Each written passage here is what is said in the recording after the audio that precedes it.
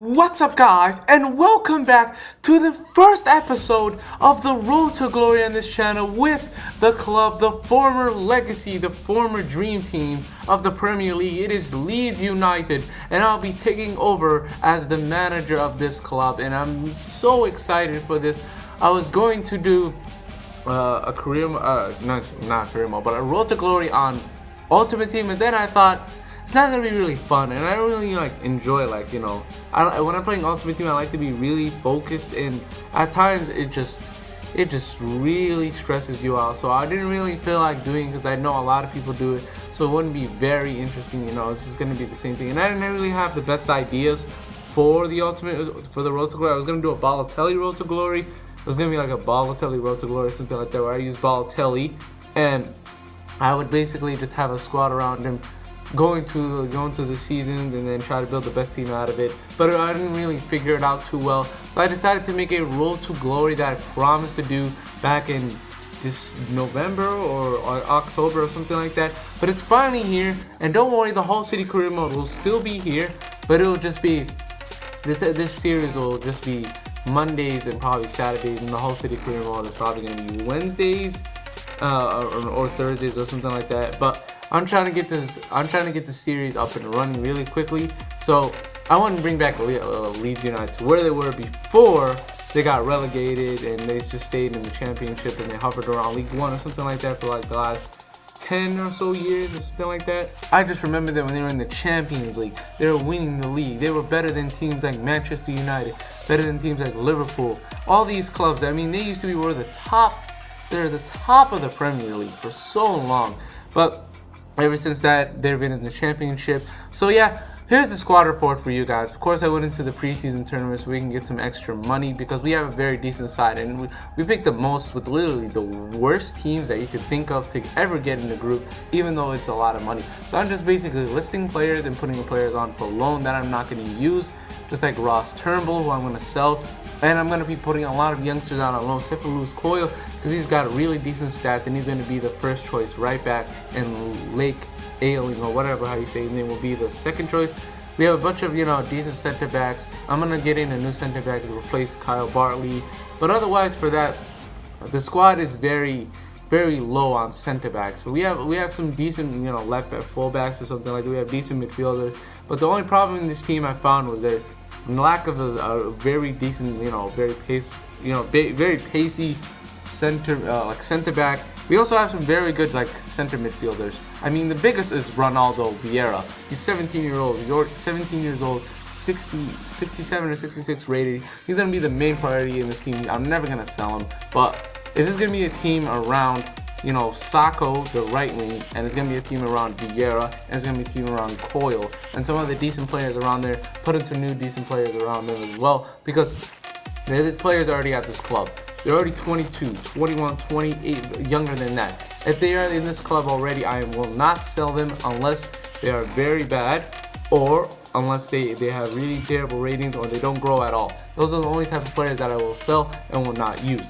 Otherwise, for that, I'm going to be putting out a lot of players that are 60 rated, 58 rated, and 59 rated, because if you put out them on loan, they'll grow by 3 or 4. And if they don't really, they don't have the best stats, like the Lee Irwin or whatever his name is, I'm going to sell him most likely. But of course, it's the best way, if you guys are ever doing Road to Glory, is always use the global transfer market, because you're going to find some hidden gems.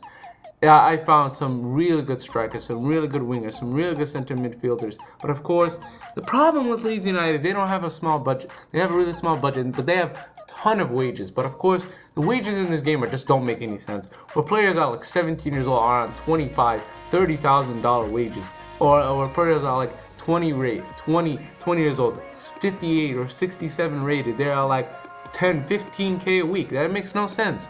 I mean, a player like Reece Oxford, 12K a week, I get it, because he's at a huge club like West Ham. But if they have huge potentials like something like that, yes. If they are players 17 years old, play for don't really get into the squad, don't really have a big impact on the game, they don't deserve to have 25K weekly wages, because that makes no sense, okay? That makes no sense. That's the only problem I have with career mode. Again, using the scouts. Take advantage of that. Do not just put them in England. Do not just put them in Spain, because there are some hidden gems in Republic of Ireland, clubs, some African, like, you know, African nations like Nigeria. I used Ghana for a couple times. There's some hidden gems in there. All you have to do is scout the right players. Of course, I'm trying to go in for like players from Ajax, PSV, Vaclav Cerny. Of course, I'm not gonna get him for that cheap. Ajax are a very stingy club. I mean, they don't really like to sell. Here was the dumbest offer I've ever made. I don't even know why I put this in the video. So I tried to go for Leonardo Dendoncker from Anderlecht in the Belgium league. So I went in for Phillips and 1 million, not even 1 million, not even 1 million, at least 600. I'm not gonna even get him. They declined that straight away. I'm just gonna ruin that for you. They just declined it straight away because who in the world would accept that? I thought Anderlecht would be stupid and accept that because sometimes career mode is stupid. But anyway, we went for Zain Hakim, who was already in the global transfer market, 17-year-old from Mansfield Town. And I knew I could get him for dirt cheap, and this guy could be a career mode legend. But then I was looking around the Eredivisie, and then I found Kasper Dolberg, the guy who was tearing up the Eredivisie, their 18-year-old Danish player, the Danish striker. He's literally tearing up the Eredivisie, and he's 76 rated in this game. So I decided, you know what? I'm gonna go for Dolberg instead of Hakim or something like that. Because of course, I'd rather get him on loan because I want to try out Dolberg because people are just saying that this guy is just the new like Suarez, the new something like that. He's gonna be a big time talent, the new Bergkamp or whatever they want to call him. But of course, I'm just showing you some offers that they didn't accept. Ajax didn't accept the Vaclav Cerny, so I decided not to go in because I wanted a backup right wing to Sacco, unless I didn't really like him.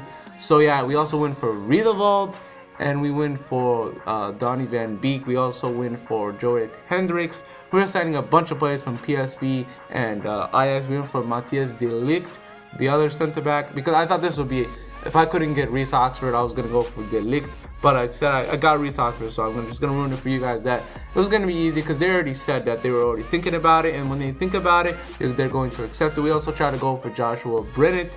Of course, we were not going to get their first team players on loan. I just thought it would be stupid because he has like 6 months left on his contract. So at the end of his contract in the winter transfer window, I'm going to be probably signing him up. He's going to be our first choice left back. Again, Ajax and PSV, again, you will find so many talents in those two clubs. I was going to go 1.4 for Dolberg, but I knew they were not going to accept that, so I decided to go for a 1-year loan because I know he was not going to be a starter at Ajax. In career mode, I don't know why, but whatever, despite your age, if you're 16, 17 years old, and you get into the Real Madrid first team, let's just say that you will not get, you'll be dirt cheap and they'll let you loan out. They'll let you on loan. Zain Hakim accepted the contract offer, but again, he was just the backup option for Dolberg if he didn't accept it. He has real good pace, decent finishing. I only went for him because of the pace. Nothing otherwise, I wouldn't go for him at all because his finishing isn't the best, but he's of course very young, and I wanted to keep scouting him to see his rating. He could be 63, he could be 69, he could be very highly rated. So I was just thinking about that. I might buy him, but I found another striker, which you'll see at the end of this video. But we win our first game in the preseason tournament. Then we draw it against Osasuna, and not Osasuna, but a different Spanish side. He accepts. West Ham accept the offer for Reece Oxford, and I was really happy about this Reece Oxford deal because this guy's 17 years old. This guy's potential 83, 84, something like that. I stalled the Zain Hakim out transfers to see if we can get Dolberg. We get Dolberg for 11,000 pounds a week. Not pounds, my bad. Dollars a week, wherever you're from, it doesn't matter. But yes, we get Kasper Dolberg, so I'm not gonna accept Zain Hakim. We get some more transfer offers. They say no to Van Beek, and they say no to, I believe, Riedewald as well. I was gonna put Riedewald as a center back, but of course they were no way in hell they were gonna accept that. So, well, I decided to reject the Zain Hakim transfer. I might go back in if something doesn't work out, and I don't really like Dolberg. But anyway, PSV again declined the offer for Hendricks and I believe Joshua Brennett. Of course, we were not going to get them. There was no way in hell we were going to get them. So I compare Chris Wood and Dolberg's stats, and Dolberg is just 13 times better than this guy, especially with pace. These, the shooting is similar, but he's 18 years old, 6 years younger than Dolberg. Dolberg is 76. Wood is 73. Comparing the stats of Barley and Oxford, Oxford just has the pace on him. He has like a little bit less stamina than him. But he's 17 years old, so you're not gonna really expect anything. You're getting literally a player that is double the age of Oxford. So I was pretty happy about that. So again, we go into the objectives of the office, and there's youth development is critical. We need to sign 2 youth academy players. We need to sign 3 or 4 players that are younger than the squad's average.